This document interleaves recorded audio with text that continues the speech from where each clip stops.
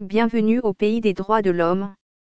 La une choc de l'Aube qui montre le visage en noir et blanc d'Emmanuel Macron derrière des fils barbelés a provoqué des réactions au sein de la classe politique. Le délégué général de La République En Marche, Christophe Castanet, s'est dit « choqué » par le montage de l'hebdomadaire, quand la ministre Jacqueline Gourault a assuré que le visuel « rappelle les camps ». C'est sur le fond qu'Emmanuel Macron a souhaité répondre, alors que le prix Nobel de littérature français Jean-Marie Gustave Leclésio dénonce dans les pages du journal un « déni d'humanité insupportable » dans le traitement des migrants. Il y a beaucoup de confusion chez les intellectuels, a répliqué ce jeudi Emmanuel Macron au cours d'une conférence de presse à Rome avec le chef du gouvernement italien, Paolo Gentiloni.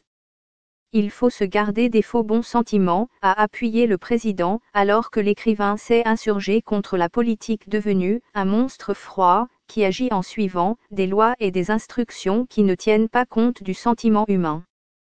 La France n'est pas fermée, a rétorqué Emmanuel Macron.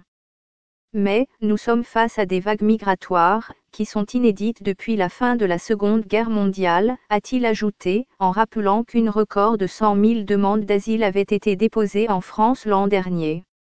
La politique du gouvernement ne remet en rien en cause le droit d'asile.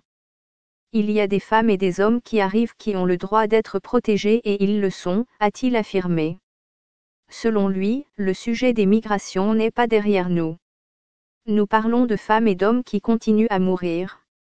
Face à ce défi, notre réponse doit être structurée et solidaire. Il faut avoir de la détermination, de l'efficacité et de l'humanité. L'humanité sans l'efficacité, ce sont de belles paroles. L'efficacité sans l'humanité, c'est de l'injustice, a-t-il affirmé. Des arguments que le Premier ministre Édouard Philippe a répétés aux associations, qu'il rencontrait à Matignon jeudi après-midi. Quelques heures avant la rencontre, plus de 20 associations actives dans l'hébergement et l'aide aux étrangers, dont la Fédération des acteurs de la solidarité, MAU, le Secours catholique, Médecins sans frontières, la Fondation Abbé Pierre, ont saisi le Conseil d'État pour obtenir la suspension en urgence de la circulaire Colomb, du 12 décembre organisant le recensement des migrants dans les centres d'hébergement d'urgence.